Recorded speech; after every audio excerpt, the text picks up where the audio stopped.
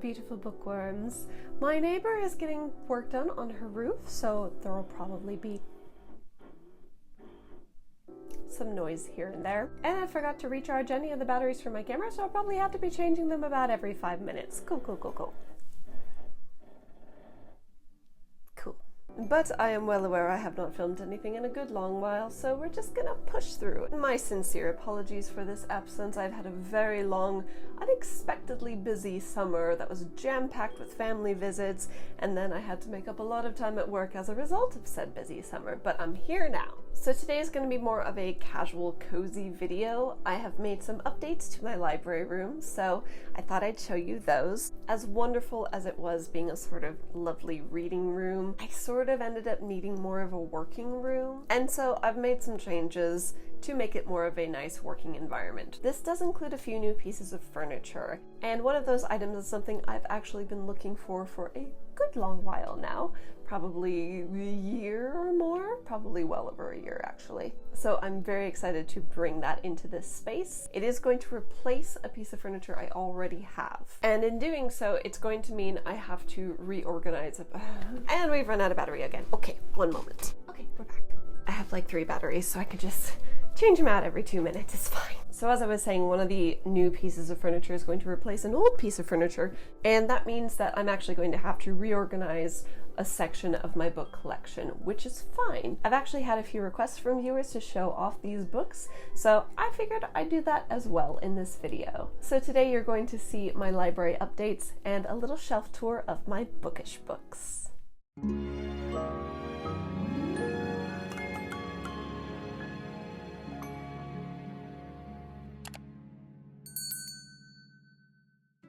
Let's go on a book tour. Okay, so starting with the big wall of books back there.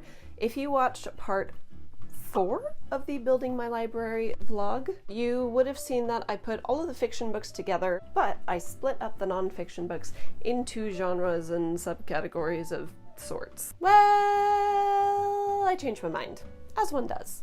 So I still have my Disney shelves right here in the middle, although you'll see they've expanded up to the top a little bit. But I've moved the fiction books into this corner over here.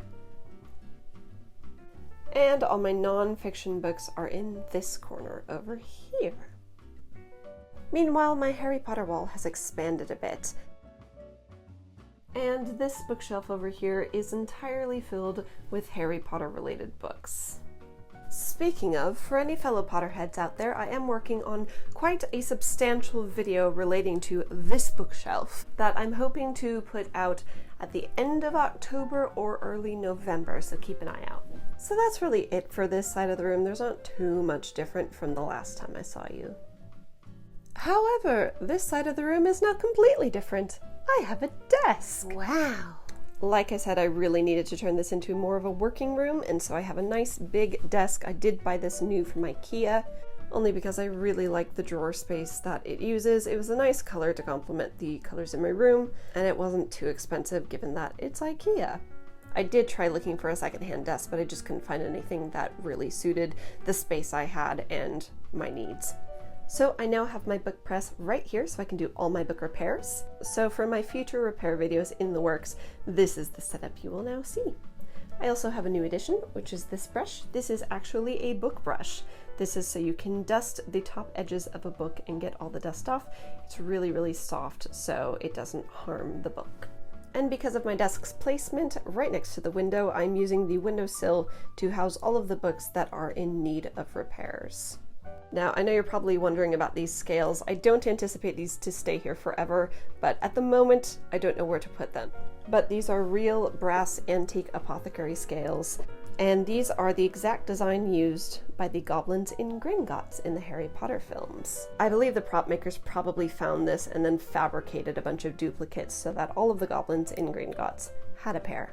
But anyway, moving on. So my old workspace, before I had this desk, was a little bureau set and some drawers that I had against this wall.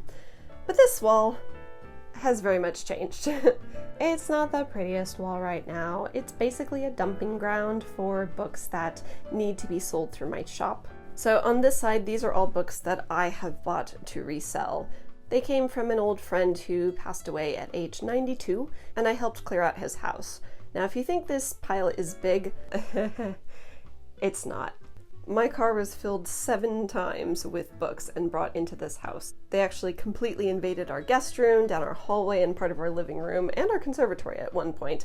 So the fact that I've been able to slowly pick away at inputting these books into our shop inventory and then moving the residual stack into my library to consolidate it has really actually been a huge stress relief for me. Now, the boxes of books on this side are actually hopefully going to go relatively soon. These actually belong to the son of one of the owners of my bookshop. He doesn't actually work in the bookshop, and so I am helping out by inputting his books for him. Obviously, he's paying me to do it, but yeah. Once this wall is clear of books, I probably will still keep some part of it as a sort of dumping ground for books as I buy and sell them. Probably just a low shelf unit where I can put stuff, but I do hope to use this space a little bit better soon. So I think that's about it. If you're wondering what happened to that green reading chair that was in here, we do still have it. It's just moved rooms. The most recent room we've redecorated in the house is the living room, which included buying a new sofa. And when we got the sofa, it ended up being pretty much the same color as that reading chair, and so we put that next to the sofa to kind of go with it. Right, now to the final piece.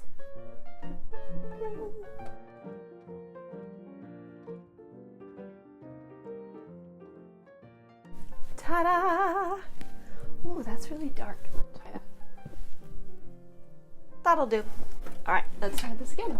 Ta-da! So it is a double-decker rotating bookcase. As I mentioned, I've been checking Facebook Marketplace for well over a year for one of these, and they were always too far away and frankly too expensive. They were usually around 150 to £200-300, if not more. But then I found this beauty in the window of a charity shop right around the corner from me, and the charity shop was actually closed when I spotted it. So I drove there first thing in the morning before my work shift and sat in my car and waited for the shop to open because it was only £30. Ah! So this is going to replace a sort of similar one I already had, which you did see in my last video, which is this one. And this is for a few reasons. Obviously, this is only a single decker, whereas that's double decker, so the same amount of floor space gets you more books, obviously.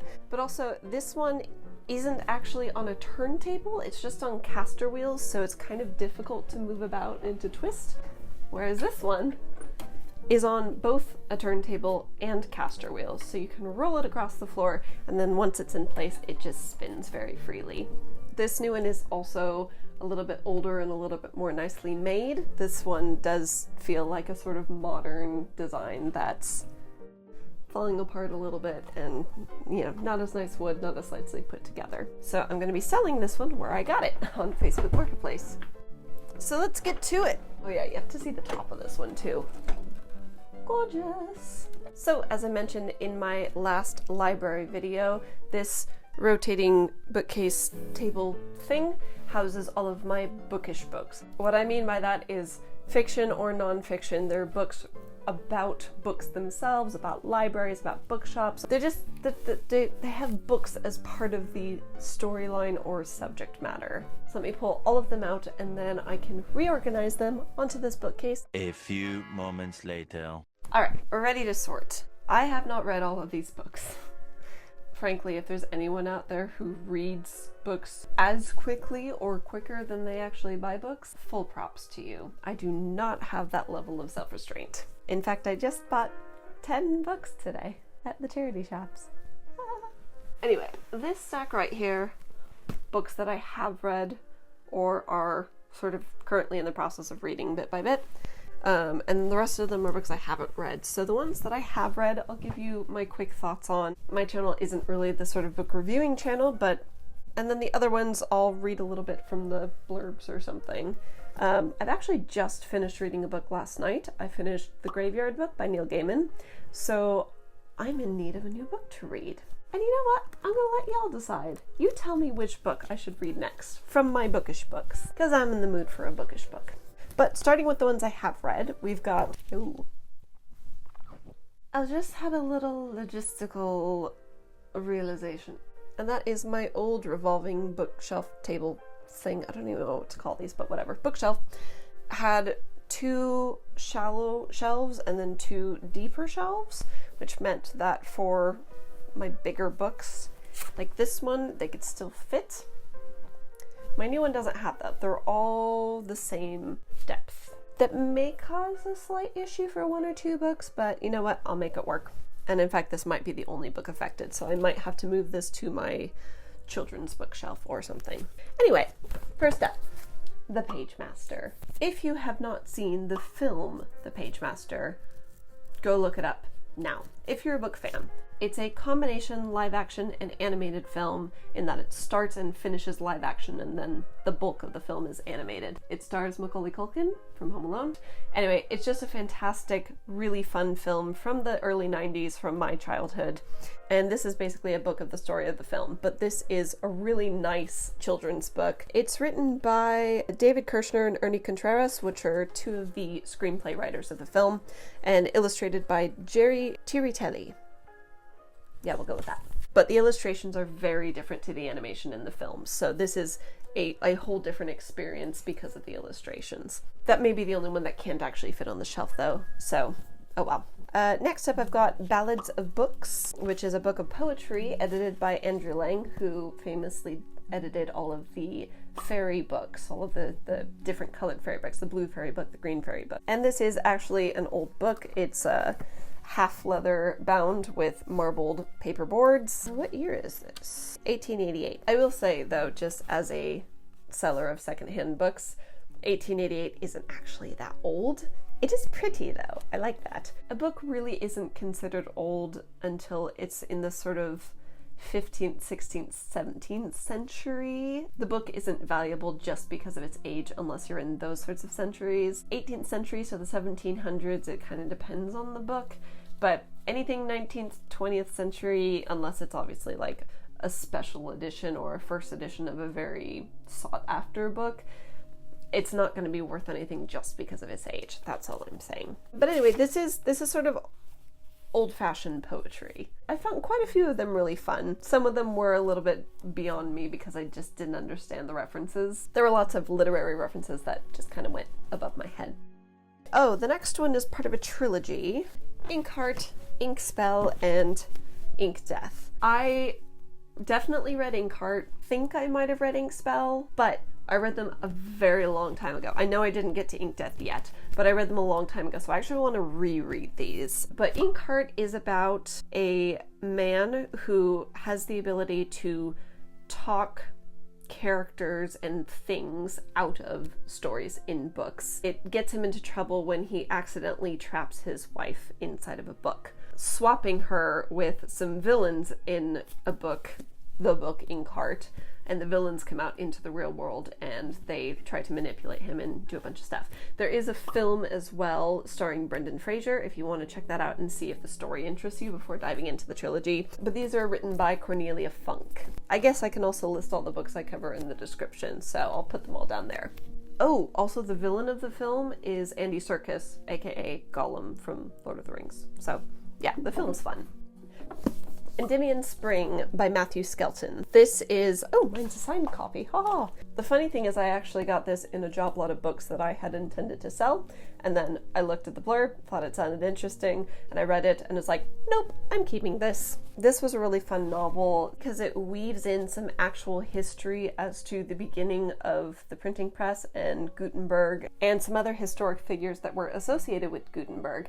So the story actually shifts between 1452 Mainz, Germany, where Gutenberg and the other historic characters existed, and modern day Oxford. The mother of the 2 main children, which are a brother and sister, I believe, is working at Oxford, and so the kids get to run about the Oxford Library, but it has some magical elements. It has a little bit of Inkheart vibes, but the way the story weaves between the past and the present, and it's also written so that the past has sort of an essence of old parchment paper around the edges, and then the present is just normal, bright pages. But yeah, it's a little bit magical, a little bit bookish, a little bit historical, and it's just fun. Next up, The Book Thief by Marcus Zusak. If you haven't heard of this, it's about a girl in Nazi Germany who steals books, The book is really interestingly written from the perspective of death, though, and death keeps following this girl around. And that's all I'm gonna say about it. There is a film of this as well, but I haven't seen it yet. I think I bought the DVD, but I just haven't got around to watching it yet. Ooh, this is a fun book. This is a non-fiction book, Printer's Error by J.P. Romney and Rebecca Romney. Now, Rebecca Romney, if you've ever seen the TV show Pawn Stars in the States, she used to be one of their main book experts that would come in and evaluate an old book to see what it was worth and stuff. I'm a big fan of her. I follow her on Instagram, but I also follow her new high-end antiquarian bookshop. It's called Type Punch Matrix, but this book is hilarious. So if you're after a really interesting, readable, non-fiction book relating to book history, I definitely recommend this one. It's really hilariously written, but interesting. It's all about just odd stories in the book world through the ages. It talks about the Gutenberg Bibles. It talks about a history of the bad versions of Shakespeare plays. It is all about the sort of odd, interesting tales of various books, like the Sinner's Bible, where God, I'm so bad at talking about books. This is why I don't usually do this on my channel. The words just don't come out. But anyway, funny and filled with quirkiness and loveliness. Yes, Printer's Error. The Bookshop by Penelope Fitzgerald. This book isn't for everyone. I didn't not enjoy it, but it definitely is catered to a specific type of reader. It's very subtle. If you've seen the film Chocolat, it's kind of those vibes. Essentially, it's about a woman who moves into a very small English coastal town and decides to open a bookshop. And for whatever reason, almost everybody in the village is completely against her and this bookshop, and they just do everything they can to basically get rid of her. Not to give any spoilers, it doesn't necessarily have the happiest of endings. There is also a film based on this book I also have mixed feelings about. I think I prefer the film in some ways, but the film also really annoys me because of reasons you will know if you've seen my accuracy of books in films video. It's kind of a slow, subtle book, and if that's not your vibe, I might pass on this one. I mean, I'm glad I read it, and I'm obviously happy to keep it on my bookshelf, but I probably wouldn't read it again. One I do want to read again, however, is The Binding by Bridget Collins. This is a fairly new book. Yeah, 2019, so the last few years. I loved this book. I went into it practically knowing nothing, and I think that's the best way to go into this book. I can tell you a little bit of the premise. This is a world where books are very controversial because the way they are created is they're actually stealing memories. I don't want to say stealing, but they're actual memories of people bound into books, and it's a way for people to actually forget traumas in their life, because when their memories are bound into a book, they completely forget that entire portion of their life, and it makes for a very interesting dynamic between the main characters. It was beautifully written. I love this book. I was just thinking about this the other day and thinking of that I wanted to reread it, so definitely put that one on your list. Okay, if I had to recommend one book or series from my Bookish book collection, it would be this series, purely for the joy it brings. The Pages & Co. books by Anna James. First one's called Tilly and the Book Wanderers, and then there are 3 more. I believe she's about to come out with the 5th book, and I don't know how much further she's going, but please keep writing them. These are so much fun. They're good for all ages. So these books are about a young girl named Matilda, or Tilly for short. She has grown up with her grandparents in the bookshop that they own. She discovers one day that she has the ability to book wander, which means she gets to go into books, and it just takes you into this imaginative world of what if you could go into your favorite books and spend an afternoon with your favorite characters. And oh my gosh, it's just so much fun. There is also a lot of fun world building in it, especially as you get into the later books, as far as the rules of book wandering, how book wandering is governed, a clash between fictional characters and non-fictional characters. I want to reread these. I actually got my mother to read these recently, and she just finished the 3rd book, so I have to get her the 4th book. I just adore this series. So the titles of the books are Tilly and the Book Wanderers. Note, if you're ordering from the US, I think it's just called The Book Wanderers. Tilly and the Lost Fairy Tales, or just the Lost Fairy Tales. Tilly and the Map of Stories, and Tilly and, oh, not that one's not Tilly, that's just the Book Smugglers. I cannot recommend this series enough. J for James. A few more from the stack of books. There's a fantastic booktuber slash author slash editor slash disability spokesperson slash fairy tale enthusiast named Jen Campbell, who has written a few different books. She's got a book of short stories that I love called The Beginning of the World in the Middle of the Night. She's got some poetry books. I think she's working on a novel too, but she has also written some bookish books. 2 that are very fun, very short reads are Weird Things Customers Say in Bookshops and More Weird Things Customers Say in Bookshops. They're hilarious, by the way. Customer: you know how they say that if you gave 1,000 monkeys typewriters, then they'd eventually turn out really good writing? Bookseller: yes. Customer: well, do you have any books by those monkeys? Even though I don't work in a customer-facing bookshop, mine is all online. I used to work at Disneyland, so I very much know what it's like to be in a customer-facing role, and I have so many stories of my own relating to those, so these are super fun. These are also just great, like, gifts for bookworms. In addition to those 2 books, she has also written the Bookshop Book, which is all about different bookshops throughout the world, interesting bookshops. Mine is actually a signed copy, by the way. You can order signed copies from her directly.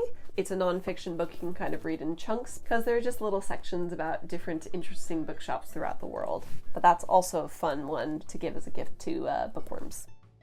Next up is The Midnight Library by Matt Haig. I audiobooked this, actually. I just got a physical copy today. It's one of the books I bought at the charity shops today. But this was a really nice story. It was about a woman who is very dissatisfied with her life, to say it lightly, and she ends up in this middle space between life and death called the Midnight Library, where all of the books on the shelves are different variations of her life, sort of potential versions of her life that she gets to try on and see what she likes better. That's all I'm gonna say about it. I enjoyed this one. And the last one in this is not a book I've read. It's a reference book, but if anybody is really, really interested in books and book collecting and the history and terminology of bindings and the anatomies of books and stuff, this is the book to get by far. It's John Carter's ABC for Book Collectors. This was the newest edition when I bought it, but there are constantly revised editions. You can get older editions that are still very useful for probably a bit cheaper. This is the 9th edition, though. I hear a dog coming up. But yeah, this is a really, really helpful reference book, and I use it a lot in my job. So the rest of the books here, which you can't entirely see in the shot, that's okay. These are all the books that I have not read yet, but would very much like to. So I need your help in deciding what book I should read next. I want to read one of the ones in this pile. So we'll start with 84 Charing Cross Road. I have seen the film of this with Anthony Hopkins, and this is essentially about a writer in America who discovers a British bookshop in the late 40s and develops a relationship with this bookshop and one particular person in the bookshop. But their entire relationship is just sending letters back and forth, buying books from the shop. She starts sending care packages of food for the people because after World War II, England still had food shortage problems for a very long time. So yeah, it was a very charming story, but I haven't read the book yet. But that is a contender. Okay, so next up as an option is Daisy Johnson's Everything Under. I don't remember what this book is meant to be about. Words have always mattered to Gretel. As a child, she lived on a canal boat with her mother, and together they invented a language that was just their own. She hasn't seen her mother since the age of 16, though, almost a lifetime ago, and those memories have faded. Now Gretel works as a lexicographer, updating dictionary entries, which suits her solitary nature. A phone call from the hospital interrupts Gretel's isolation and throws up questions from long ago. She begins to remember the private vocabulary of her childhood. She remembers other things, too. The wild years spent on the river, the strange, lonely boy who came to stay on the boat one winter, and the creature in the water, a canal thief, swimming upstream, getting ever closer. In the end, there will be nothing for Gretel to do but go back. Okay? Option. Next option, Jojo Moyes, The Giver of Stars. I also just picked this one up at the bookshop today, but it has been on my list for a while. I really liked Me Before You, didn't so much like After You, but I haven't read this one yet. So you tell me if you've read this book, if it's worth reading. Maybe I'll read it next. Alice Wright marries handsome American Bennett Van Cleve, hoping to escape her stifling life in England. Yet she doesn't much care for her domineering father-in-law or the judgmental townsfolk of Baileyville, Kentucky. Ugh. No offense to anybody in Kentucky. It's just a funny thing for me because I did the opposite. I moved from rural states to England. Anyway, restless and misunderstood, she yearns for escape and adventure, finding it in the defiant and unlikely sisterhood who brings books to the isolated and vulnerable of the wilderness. But when her father-in-law and the town suddenly turn against them, Alice fears she'll lose her freedom, friendships, and the chance of unexpected love. Let me know. The Librarian of Auschwitz, based on the true story of Dita Kraus. 14-year-old Dita is one of the many imprisoned by the Nazis at Auschwitz-Birkenau. But Dita becomes the secret librarian of the camp, tasked with taking charge of the small collection of precious books the prisoners have managed to smuggle past the guards. But books are extremely dangerous. They make people think. And nowhere are they more dangerous than in Block 31 of Auschwitz, where the slightest transgression can result in execution, no matter how young the transgressor. Another one I probably should have read by now, but haven't, is The Shadow of the Wind. Stay. So The Shadow of the Wind by Carlos Ruiz Zafón. Hidden in the heart of the old city of Barcelona is the Cemetery of Forgotten Books. That already sounds right up my alley. A labyrinthine library of obscure and forgotten titles. To this library, a man brings his 10-year-old son Daniel one cold morning in 1945. Daniel is allowed to choose one book, and from the dusty shelves pulls The Shadow of the Wind by Julian Carax. But as Daniel grows up, several people seem inordinately interested in his find. What begins as a case of literary curiosity turns into a race to find out the truth behind the life and death of Julian Carax and to save those he left behind. Oh, that is definitely a contender. Next is Stephen King's Misery. I have not read any Stephen King before. I have seen a few films based on Stephen King novels. I wanted to read this partly because I want to see the film with Kathy Bates, but I don't want to see it until I read the book. This sounded like a good first Stephen King experience for my tastes. Mouth to mouth, the woman had forced him back to life, pumping great sickly sweet gusts of bad breath into him. Sickly sweet, she smiled down at him, pushing the painkillers into his dry mouth with her big, work-coarsened fingers. Coyly, smiling, she pillow-plumped and nursery-talked and made sure he finished up every last little scrap. He was a writer. She was his #1 fan. She'd pulled him out of the car wreck, brought him home, splinted and set his mangled legs. All he had to do in return was to write a very special book, just for her, all about her favorite character from his novels, one he'd killed off and now had to bring back to life. Because if he didn't, if he was bad and didn't do what Nurse told him, she would be cross, very cross, and do things that would make him scream and scream. Not gonna lie, I'm really excited about this one. Oh, this one, yeah, this is another one I just found in a charity shop. This is a non-fiction book called The Lost Gutenberg, Obsession and Ruin in Pursuit of the World's Rarest Books by Margaret Leslie Davis. For rare book collectors, an original copy of the Gutenberg Bible, of which there are fewer than 50 in existence, represents the ultimate prize. Here, Margaret Leslie Davis recounts 5 centuries in the life of one copy, from its creation by Johannes Gutenberg in the 15th century, through the hands of monks, an earl, the Worcestershire sauce king, and a nuclear physicist, to its ultimate resting place in the steel vault in Tokyo. Now I remember why I bought this. Just need to read it. So little time, so many books to read. A book about books. This is by Frederick Harrison. This was in my shop and I bought it. It's a book about books. It's a non-fiction sort of book about books throughout history. That's all I know. Discovering Book Collecting by John Chidley. This is a part of a series of books, the sort of Discovering series by Shire Books. I come across these all the time at work. This one happens to be about book collecting. It's a little bit of a reference book for book collectors and a history of book collecting. It was a very, very short non-fiction book. Another Gutenberg related one, The Gutenberg Revolution by John Mann. The story of a genius and an invention that changed the world. So this looks like it's a non-fiction book about Gutenberg. In 1450, all Europe's books were hand-copied and amounted to no more than a few thousand. By 1500, they were printed and numbered in their millions. Printing made possible the development of modern science and literature and the political shift from family fiefdoms to nation-states. It brought about the biggest changes in human culture since the invention of the alphabet itself. Yeah, it's a history of the Gutenberg press and the how Gutenberg changed the world, basically.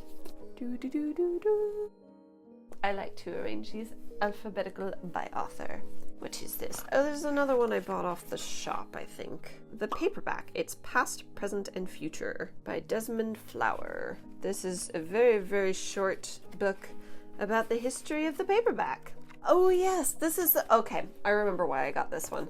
In the back of the book, it has the full details of every physical aspect of the making of this book. So it says, this book has been bound in Glindura, olive green, standard finish, non-woven book fabric, and details of that and who made it. This book was bound by the Dorstal Press. This book is on X Antique Wove, supplied by Frank Grenfield Limited, who specializes in book papers for the paper. Northumberland Press set and printed this book. The ink for this book is Richardson's Ultra Set Antique Book Black number 12607. So it's all of the physical aspects that went into the making of this book, and I just thought that was a really cool touch. By the nature of how short it is, I should just put this on my bedside table. Don't count that one. I'll read that maybe today or something. It's really short. Ex Libris, Confessions of a Common Reader by Anne Fadiman. I think it's kind of a memoir, autobiography, but it seems like it's a bit bookish related, judging by the title. Diary of a Bookseller by Sean Bithell. Might be Bithell. Meet Sean Bithell, bookshop owner, bibliophile, and misanthrope extraordinaire. He lives and works in the bookshop Wicktown, whose crooked shelves contain anything from a 16th century Bible to a first edition Agatha Christie. A book lover's paradise? Well, almost. In Sean's honest and wryly hilarious diaries, he reveals the highs and lows of life in the book trade, as he contends with eccentric customers, bin foraging employees, and a perennially empty till. Along the way, he'll take you on buying trips to old estates and auction houses, recommend lost classics, and introduce you to the thrill of the unexpected find. Yes, this one I actually bought in Waterstones. I remember that. Fully intending to read it immediately, and I never got around to it. It sounds just up my alley, though. It's like an autobiography, memoir-y book about the secondhand book trade world, which is my world. So that's one I should read. I can only pick one to read next. That's my problem, is I start reading too many books at once. Another one I just picked up today by Jean-Paul Didier-Laurent, The Reader on the 627. Gillian Vignol, I'm terrible with French, lives on the edge of existence. Working at a book pulping factory in a job he hates, he has but one pleasure in life. Sitting on the 627 train each day, Gillian recites aloud to a rapt audience from pages he has saved from the jaws of the pulping machine. But it is when he discovers the diary of a lonely young woman, Julie, a woman who feels as lost in the world as he does, that his journey will truly begin. I also liked it because one of the reviews on the back says similar in look and feel to Emily, and I love Emily. Alright, Ian Pear's Arcadia. This has been high on my list for a while. This was recommended to me by Jen Campbell, the one who did Weird Things Customers Say in Bookshops and the Bookshop Book. I don't know her personally, but I asked her in a YouTube video because I'm a fan, and she responded and recommended this book to me. 3 Interlocking Worlds, 4 People Looking for Answers. April 1960, in the cellar of a professor's house in Oxford, 15-year-old Rosie goes in search of a missing cat and instead finds herself in a different world. Anterwald is a sun-drenched land of storytellers and prophecies, but is this world real, and what happens if Rosie decides to stay?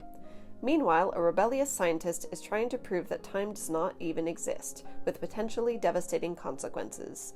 As the 3 worlds come together, one question arises: who controls the future? Or the past? I felt like this book was sort of bookish related, but now I'll still put it on the shelf. It's still something I need to read, but if I read it and it's not actually bookish, then I'll put it on my fiction shelves. Ali Smith, Public Library and Other Stories. I think this is a collection of short stories by Ali Smith. Yeah, I'm not quite sure. Ali Smith, Public Library and Other Stories. Okay, this is the sequel to Shadow of the Wind. This will not be up for grabs now, obviously, because I need to read that one first. The Prisoner of Heaven by Carlos Ruiz Zafón. So I'll put that on the shelf. Obviously, I'm not going to read that until I've read The Shadow of the Wind. So we'll move on. Midnight at the Bright Ideas Bookstore by Matthew Sullivan. Lydia Smith lives her life hiding in plain sight. A clerk at the Bright Ideas Bookstore, she keeps a meticulously crafted existence among her beloved books, eccentric colleagues, and the book frogs, the lost and lonely regulars who spend every day marauding the store's overwhelmed shelves. I like that, the book frogs. Sorry, trigger warning, hold on. But when Joey Molina, a young beguiling book frog, kills himself in the bookstore, Lydia's life becomes unglued. Always Joey's favorite bookseller, Lydia has inherited his meager worldly possessions, trinkets and books, the detritus of a lonely man. But when Lydia flips through his books, she finds them defaced in ways both disturbing and inexplicable. They reveal the psyche of a young man on the verge of an emotional reckoning, and they seem to contain a hidden message. What did Joey know, and what does it have to do with Lydia? As Lydia untangles the mystery of Joey's suicide, she unearths a long-buried memory from her own violent childhood. Details from that one bloody night begin to circle back. Her distant father returns to the fold, along with an obsessive loyal cop, and the Hammerman, a murderer who came into Lydia's life long ago and, as she soon discovers, never completely left. That seems a little more dark than I would have guessed from that cover. Okay? Ooh, another one at the top of my list, The Starless Sea by Erin Morgenstern. I'm sure plenty of you have already read this. I know I need to read it. Let me know if I should read this one. Are you lost or are you exploring? When Zachary Rollins stumbles across a mysterious library book containing details from his own life among its pages, it leads him on a quest unlike any other. Following the clues inside, he is guided to a masquerade party, a dangerous secret club, and finally to a labyrinth filled with stories hidden far beneath the surface of the earth. But when the labyrinth is threatened, Zachary must race through its twisting tunnels and crowded ballrooms, searching for the end of his story. That sounds fun! Alright, a few more that I just picked up from various charity shops that I hadn't heard of before I picked them up. This one I got today, The Library Book by Susan Orlean.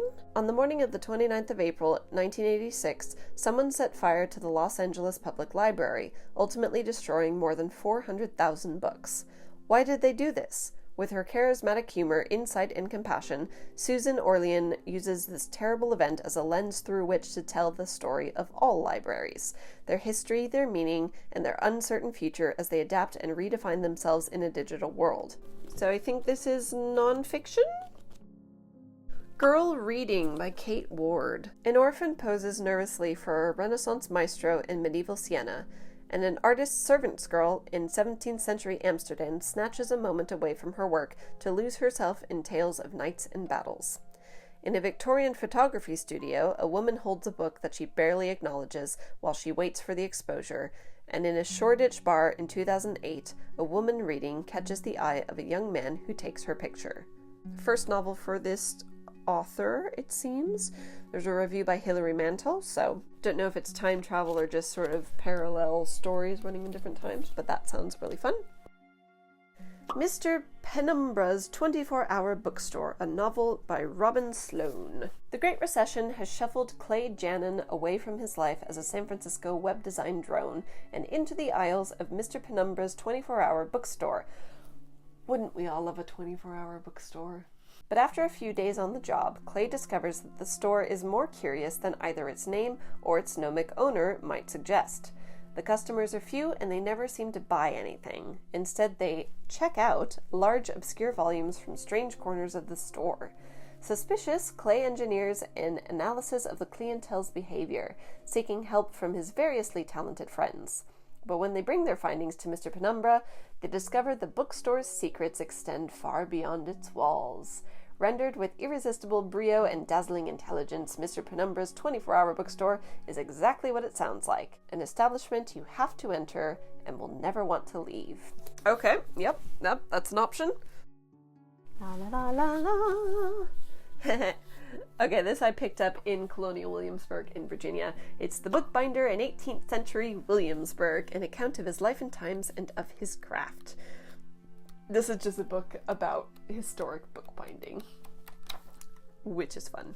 Oh yes, these chunky monkeys. It's a 2-volume set I bought for $1 each in my old favorite bookshop when I still lived in Reno, Nevada. This is a double volume called Books and Their Makers in the Middle Ages. It's just a very chunky set about, it's a non-fiction history of middle-aged books. Not like middle-aged books, like books from the Middle Ages. You get what I'm saying. Am I ever going to read these? I have no idea. Are they going on my shelves? Yes. Michelangelo's Notebook. It's by Paul Christopher, by the way. It sounded kind of Dan Brown-esque, and I like Dan Brown. While studying art history at New York University, brilliant and beautiful Finn Ryan makes a startling discovery one day. A Michelangelo drawing of a dissected corpse, supposedly from the artist's near-mythical notebook. But that very night, someone breaks into Finn's apartment, murders her boyfriend, and steals the sketches she made of the drawing. Fleeing for her life, she heads to the address her mother gave her for emergencies, where she finds enigmatic antiquarian book dealer Michael Valentine. Together they embark on a desperate race through the city and through the pages of history itself, determined to stay one step ahead of a vengeful assassin, and to expose an electrifying secret from the final days of World War II, a secret whose source lies in the dark labyrinthine heart of the Vatican. Alright, a few non-fiction reference books, illustrated books, A Guide to Their Collection and Value by G. Charles Robinson. Book collecting as a hobby in a series of letters to everyman. This was given to me by one of my bosses. This is Driffs' Guide to all the Secondhand and Antiquarian Bookshops in the UK, and she gave it to me because some of the descriptions are hilarious. It's meant to be a reference book. It's old. It's definitely outdated, but the person who put it together was very opinionated, let's say. 5, 6, 7, 7 left. Stick with me. The Bookseller of Kabul by, I am going to butcher that name, I'm not even going to try. For more than 20 years, Sultan Khan defied the authorities to supply books to the people of Kabul. He was arrested, interrogated, and imprisoned, and watched illiterate soldiers burn piles of his books in the streets. I believe this is a non-fiction book. Yeah, an intimate portrait of Afghani people quite unlike any other. Yes, it does sound very good. Bibliography in the Bookshop by F. Seymour Smith. I think this is another reference book. Yeah, this is a non-fiction book about the history of bibliographies, I'm guessing? I think I got this for free. Oh, a book about books. Let's put it on the shelf. Dear Fahrenheit 451, a librarian's love letters and breakup notes to her books by Annie Spence. This is another book of memoirs from somebody who's lived in the book world, a librarian. This is an old Pelican book, Walter Allen's The English Novel, a general survey of the novel and the novelist's world from Pilgrim's Progress to Joyce and Lawrence. I probably will never actually read this book. I think I got it for free from the bookshop, and it's bookish related, might be a good reference book. Non-fiction, all Pelicans are non-fictions, published by Penguin Books though. It's fun, I put it on the shelf, and it stays there to look pretty. Bizarre Books by Russell Ash and Brian Lake.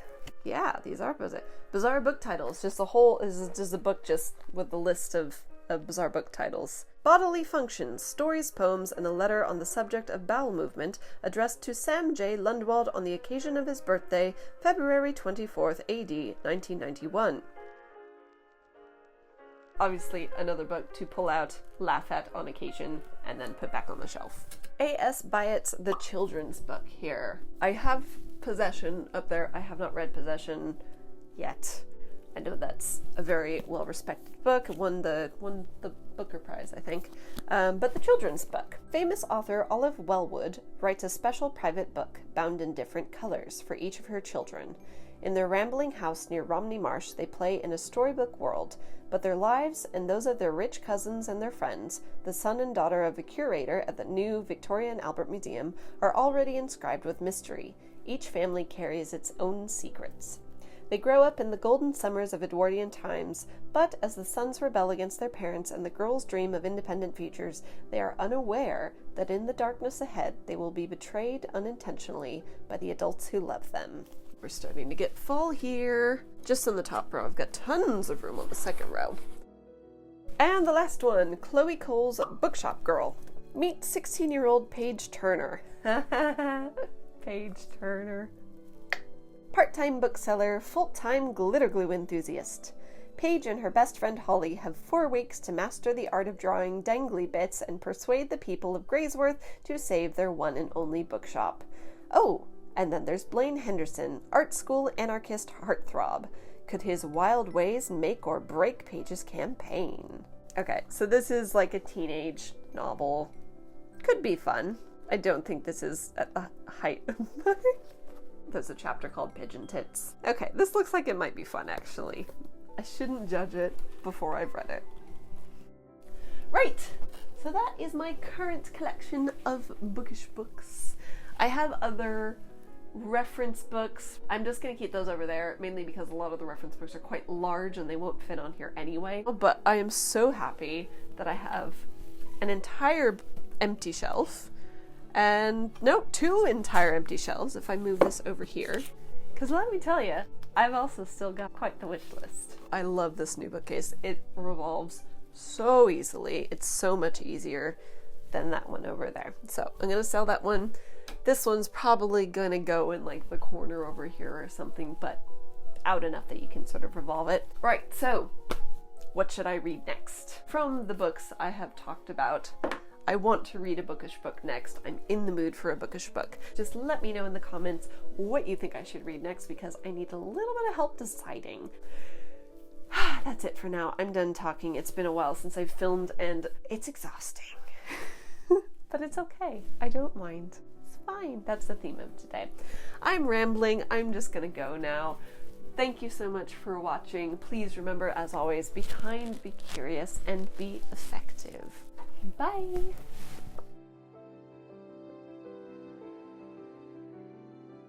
I'm back! Ugh. The beginning where I hate everything I do for the first few minutes. Oops.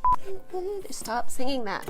I swear I have had We Don't Talk About Bruno stuck in my head for like 2 weeks. Solid. Finn. Can't talk out loud anymore. No, no. No! No! Get out, get out, get out, get out, get out! Yes, of course. This revolves. That's the whole point of why I got it.